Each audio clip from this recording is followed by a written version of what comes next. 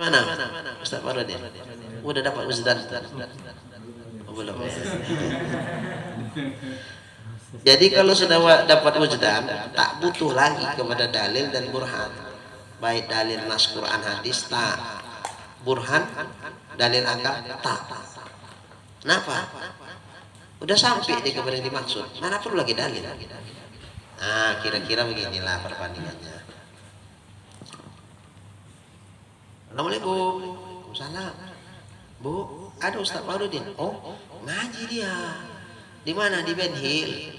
Ben Hill mana? Ben Hill 1. Rumah orang tua Ustaz Daya. Nah, nanya aja lah dia apa di Sapam tuh.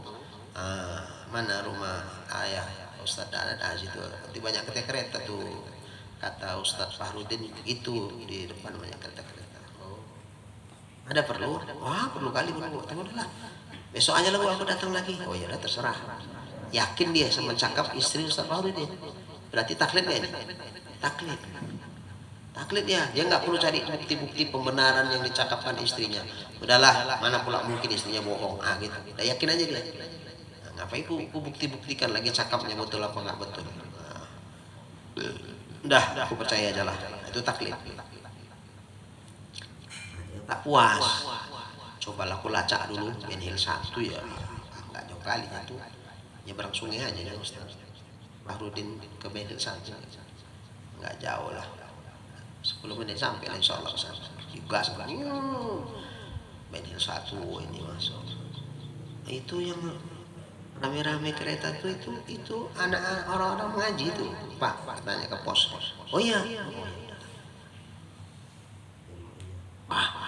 Itu kan kereta Ustaz Farudin. Oh berarti betul lah ini. Tengok kok nggak ada. Oh di atas sana pengajian. Mana mungkin ke atas? Malu lah. Udahlah pulang laku. Ini lebih tinggi lagi makomnya. Kalau tadi taklid, sekarang berdalil. Nah, itulah arif itu. Itu arif berdalil. Tambah kokoh keyakinannya. Nampak keretanya, nampak selopnya. Betul ini udah. Cuman mau naik ke atas, menengok orangnya, sogan. Udahlah, pulanglah, tinggal pula ngaji kan. Soalnya itu arif, karena dia tahu dah dalil.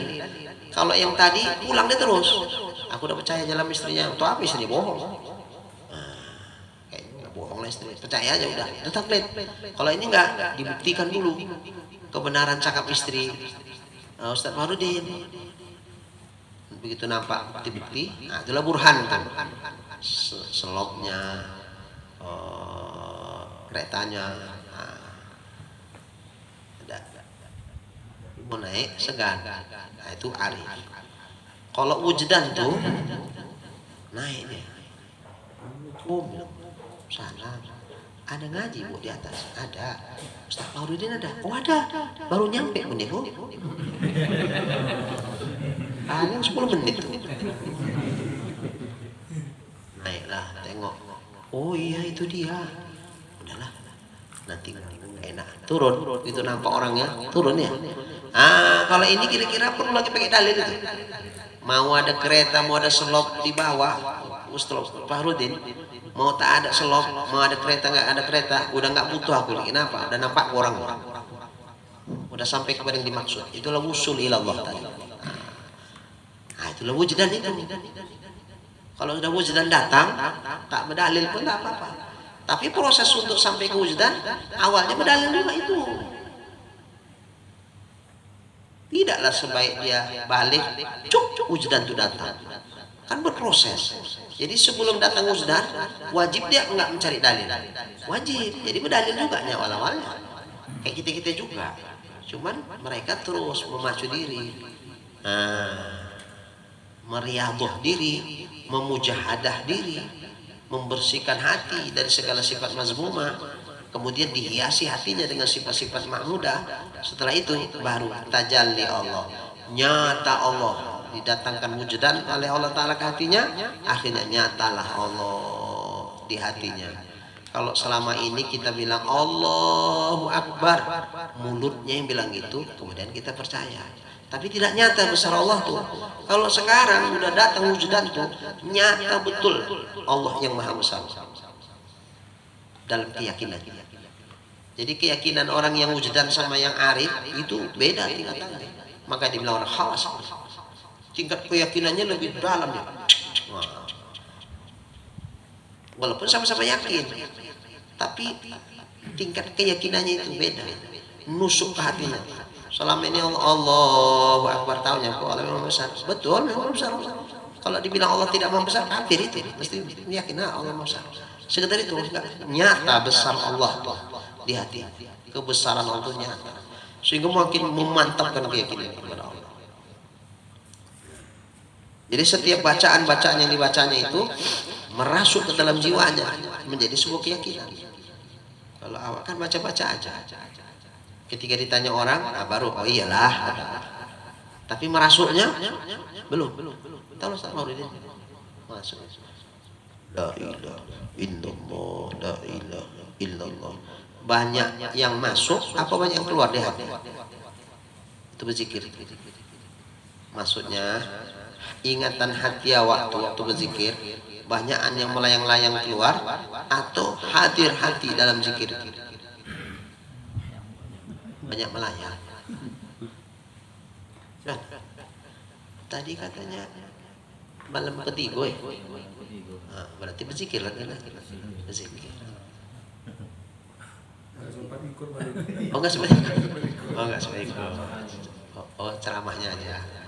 Oh, pokoknya aja ya. Diambil pokoknya aja. Nah ya. Habis itu nak kemari mana. Nah, ini tujuan pertama ini. Cuma singgah di sana sebentar. Jadi hakikat zuhud, selama ini udah ngaji zuhud. Zuhud itu apa? Tidak cinta dunia. Dunia cuma dipegang di tangan, tidak disimpan ke hati. Oh, udah awak ceramahkan pun berapi-api pembicaraan-pembicaranya kan itu dia. Dari mulai khutbah Jumat, ceramah ibu wirid, wah, peringatan Maulid sebentar lagi. Nah, apa itu zuhud, apa itu sabar, apa itu ikhlas, udah paham betul, udah bisa menceramahkannya kan udah paham itu. Nah, tapi rasanya nggak ada. Awak bilang juga lah ikhlas, tapi begitu kena coba amplopnya lupa, goyang di dada, goyang di dada. Semua nanya panitianya. Tunggu juga. Telepon tidak orang? Tidak. Oh mungkin besok. Tidak juga. Terakhir sebulan. Anjir itu dah. Cocoknya aku telepon balik. Aku tanya ada yang lupa. Saudara pula. Harga diri itu. Harga diri. Jangan. Seberapa kali rupanya isi amplop itu? Harga diri awak pula. Murah kali lah kalau awak tanya-tanya tuh. Enggak.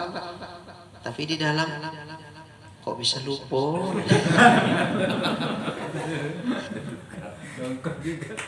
Tapi udah cerita ikhlas tadi. Tapi masih goyang di dalam. Berarti belum duduk ikhlas tuh. Baru ilmunya ikhlas. Kemudian kita percaya bahwa memang harus ikhlas. Itu aja. Tapi kalau sudah wujudan tuh datang, udah duduk ikhlas tuh. Udah duduk dia. Tidak ada dakwah. No comment. Kalau kita komen, berarti mengkomeni Allah Ta'ala. Kenapa? Tidak bergerak satu zarrah pun sesuatu yang dimiliki Allah ini kecuali dengan izin. Termasuk tak bergerak nak menyalapkan amplop tuh kecuali dengan izin Allah. Tak izin Tuhan, tak. Udah ke situ aja nengok. Allah habis. Udah sampai ke situ kita ini. Belum ya? Oh belum. Ustaz Maulidin udah. Oh belum. Ya. Jadi kalau begitu kita baru berteori tentang ikhlas. Kita sendiri belum ikhlas. Kita baru berteori, baru sebatas ilmu, mengetahui apa itu juhud, tapi di hati kita belum dipenuhi dengan zuhud. Kalau begini macam mana wujudan itu nak datang? Tengok-tengok Tuhan juga nih tuh. Layak nggak aku kasih nih kayak gini. Wadah dia masih kotor, belum layak dikasih yang macam ini. Si Oma bikin susu si ayah gitu, taruhannya apa itu mak? Susu. Mak, adik mau lah mak. Disorongkannya cangkir dia yang untuk main-mainan itu. Mak, bikin mak susu mak, sini mak. Cangkir kau jorok, tau saya itu, yang ini cangkirnya tukar dengan itu. Kalau itu enggak jorok, nanti susunya tak bisa minum. Itu mak. Allah apalagi maknya pun takkan dituangkannya susu tuh ke dalam cangkir mainan anaknya yang jorok. Apalagi Allah yang alimum bidzati sudur, maha tahu dari apa dalam hati orang itu. Layak enggak layak itu Allah lah yang menilainya. Ternyata menurut Allah belum layak dikasih. Makanya Robi'atul Adawiyah, karomahnya, kalau begini dia tangannya ke udara, emas itu sama. Awak begini-begini, yang pegal tak juga emas. Kenapa nggak dibikin Tuhan sama kayak gitu seperti Robi'atul Adawiyah? Karena kalau dibikin Tuhan kayak gitu sama kita nggak berhenti gininya. Karena ondak kali awak sama itu. Robi'atul Adawiyah dikasih Tuhan macam gitu karena sudah tak ada ondaknya kayak gitu. Awak karena masih ondak nggak kasih. Robi'atul Adawiyah sudah enggak lagi ya. Yang kayak gitu, udah lewat masa yang macam gitu, maka dikasih. Sehingga dikasih pun tidak dibikinnya kayak itu kan. Kalau awak dikasih, tiap hari itu aja. Ini aja. Berkipas-kipas aja. Ya Allah. Wujudan.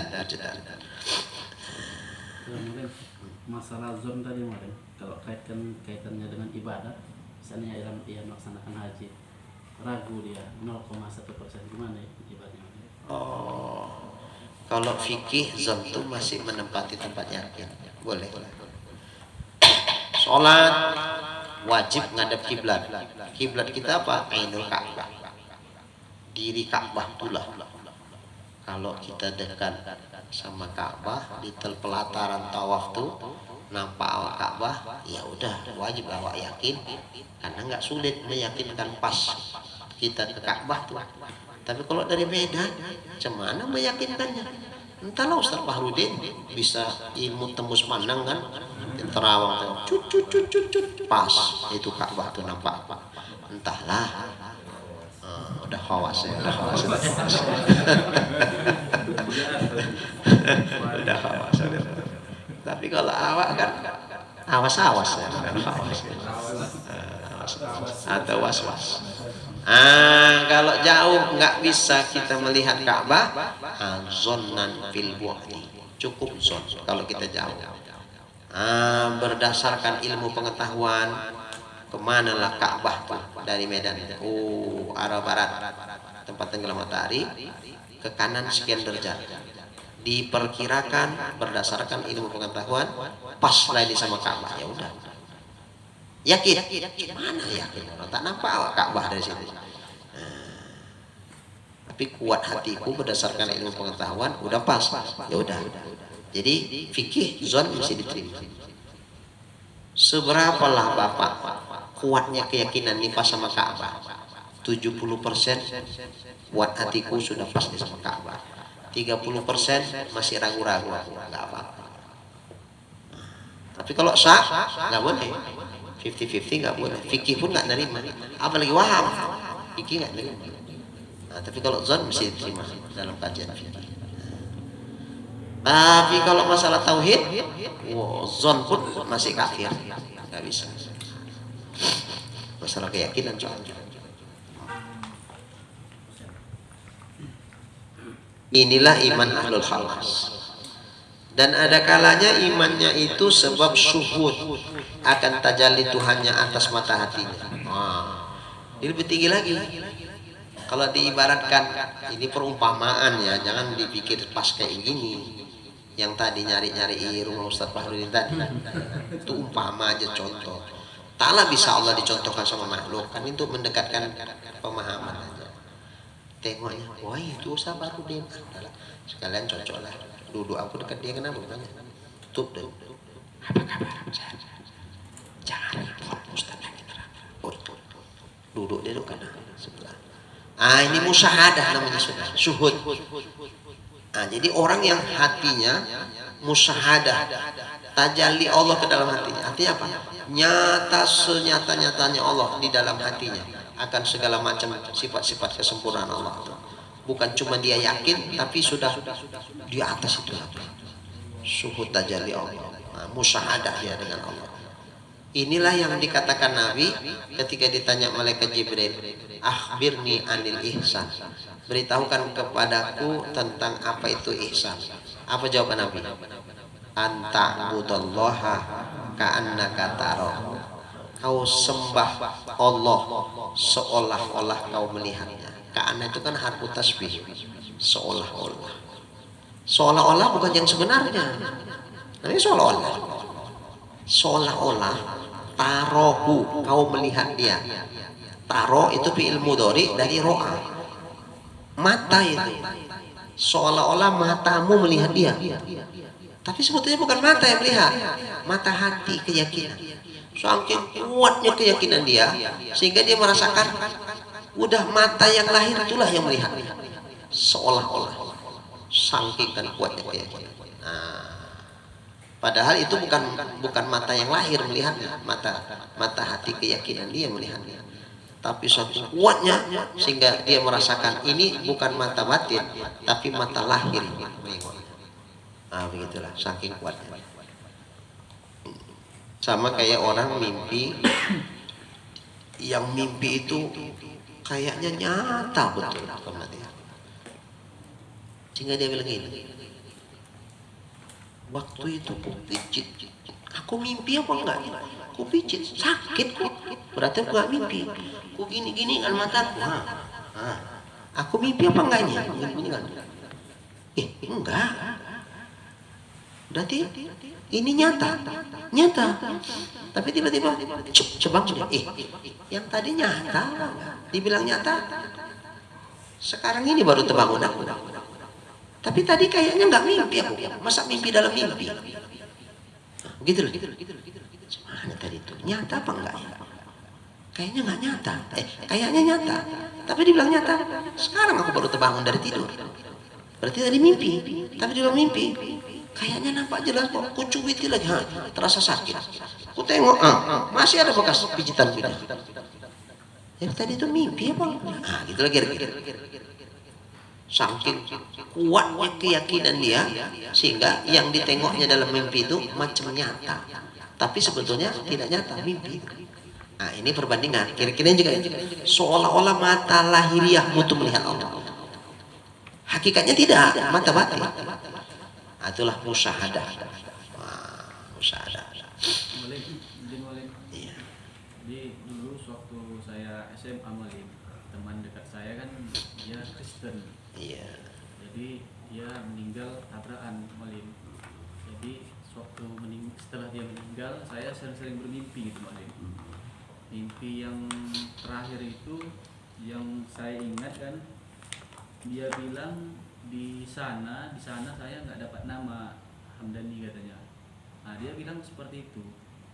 Jadi saya minta penjelasan gitu Malim, gimana dari perkataan dia menjelaskan bahwasanya dia nggak dapat nama gitu Pak.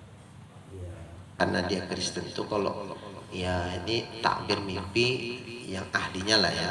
Cuman kita melihat zohir cakapnya lah. Bisa juga kita pahami nggak dapat nama karena dia Kristen tuh nggak masuk kategori untuk bisa disamakan, ditempatkan di tempat orang-orang yang Muslim. Walaupun mungkin dia sama kita secara hubungan hablum minannasnya dia baik, dia baik dan dia menganggap kita juga baik, kan? Tapi tetap karena dia tidak syahadat, belum Islam ketika sampai matinya, ya belum dapat ibaratnya sertifikat untuk dia selamat di akhirat, belum dapat. Berarti intinya naudzubillah min dzalik, dia masih kekal dalam neraka di akhirat. Nggak dapat nama itu kita pahami ya seperti itu, nggak diakui dia sebagai bagian dari muslim. Nah, jadi nggak akan selamat dia di sana. Jadi ya menyangkut keyakinan, bukan menyangkut perasaan. Kalau perasaan kadang-kadang sedih juga awak, soalnya dia baik gitu. Aduh, orang baik kayak dia kok nggak beriman. Hati-hati, ini sudah wilayah ketuhanan. Allah memberikan hidayah kepada siapa yang dikehendakinya. Nah, jadi kita stop, jangan kita campuri wilayah Tuhan. Nah, jadi ini namanya syuhud akan tajalli Tuhannya atas mata hatinya. Maka jadi hapuslah padanya itu wujud yang lain. Nggak nampak lagi oleh mata hatinya ada wujud yang lain selain Allah. Yang nampak wujudnya ya cuman wujudnya Allah. Sehingga kalau kita zikir la ilaha illallah la ma'bud bihaqqin illallah, tidak ada yang disembah dengan sebenarnya kecuali Allah. Masih nampak lagi yang nyembah itu siapa? Akunya masih nampak. Tinggi lagi, la maksud illallah. Nah, udah mulai mengarah. Tidak ada yang kutuju ya Allah dalam hidup ini kecuali hanya Engkau ya Allah. Udah mulai mengarah dia. Sesembahannya itu sudah mulai makin ke dalam rasa bahwa dia menyembah itu pasti mengarah ke siapa. Nah, untuk munculnya rasa tadi. La maujud illallah. Nah, kalau ini sudah sampai lagi. Nggak nampaknya lagi wujud yang lain selain daripada wujud Allah. Nggak nampaknya lagi. Maksudnya gini, hati-hati pengertian nggak nampaknya macam mana. Bukan nggak nampak dengan mata kepalanya, mana yang nampak? Buta lah dia. Ini memahaminya hati-hati. Kalau matanya masih melihat, ada si jawar tuh depan. Cuman mata hati keyakinannya, jawar itu tidak punya daya apa-apa. Jawar itu la haula wala quwata illa billah, tetap ke Tuhan juga. Jadi ada jawar sama tak ada jawar tidak ngaruh di hatinya. Kenapa? Karena di hatinya sudah ke Allah. Jawar ini tak berdaya, maka tak sepantasnya hatiku bergantung sama si jawar. Karena dia sama aku sama-sama makhluk Allah yang tak berdaya. Semua berada dalam kuasa Allah. Nah, sehingga yang nampak dia itu kuasa Allah. Tak ada kuasa makhluk. Walaupun diri makhluk itu masih nampak di mata kepala dia, tapi tidak tempat jadi gantungan di hatinya. Jadi hatinya penuh 100% hanya bergantung kepada Allah.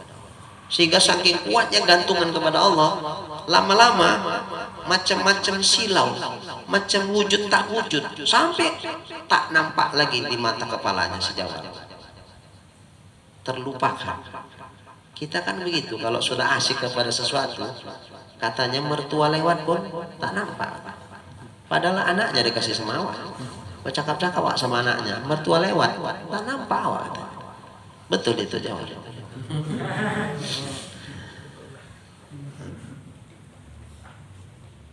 Jadi kalau udah asik kita kepada sesuatu, terabaikan yang lain.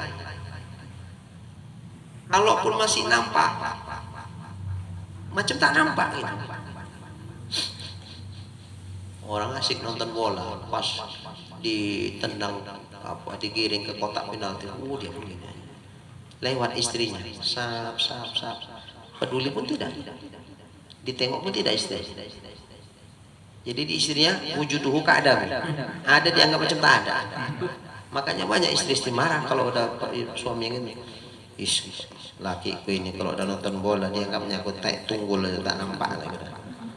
Macam tak ada aku dianggap. Aku ajak cakap pun diam aja. Malah kadang marah dia. Udah diam dulu lah. Orang lagi nonton cakap aja kau.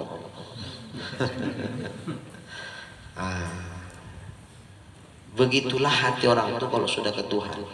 Maka ada istilahnya makom fana, makom bako. Fana tuh artinya sudah tidak sadar lagi dia hatinya. Sudah totalitas 100% kepada Allah. Ada fana fil fana. Dia pun fana dalam fana. Dia pun tak tahu kalau dirinya sudah fana. Kalau masih tahu diri fana, itu masih fana. Tapi kalau sudah tak tahu dia fana, nah itu fana fil fana. Nah, itu lebah kok. Lebah kok. Ya udah bakok belum? Belum ya. Itu juga nengok anak gadis, kadang terpana. Aku udah bakok, ketawa sendiri pun. Perasaan hadir di depan, cakap-cakap sama orang. Cuman aja, hati-hati kalau udah kayak gitu, ngeri, bisa masuk rumah sakit jiwa nanti.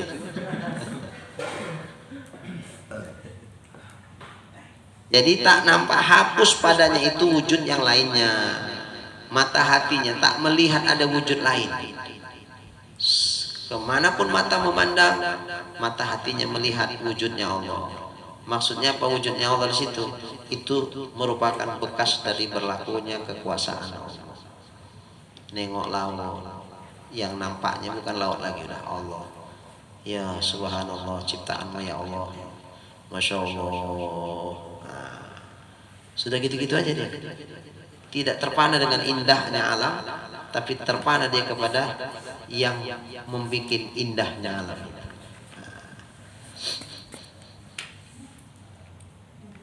Jawab, misalnya ada seseorang yang kita suka kali sama dia, udah pakat-pakat nak menikah, tiba-tiba diantarkannya lah satu rantang makanan, ecek-eceknya muncul lah calon suami, suruhnya adiknya, bukan dia datang, adiknya datang. Yang kita tengok makanannya apa orangnya? Hah? Orangnya?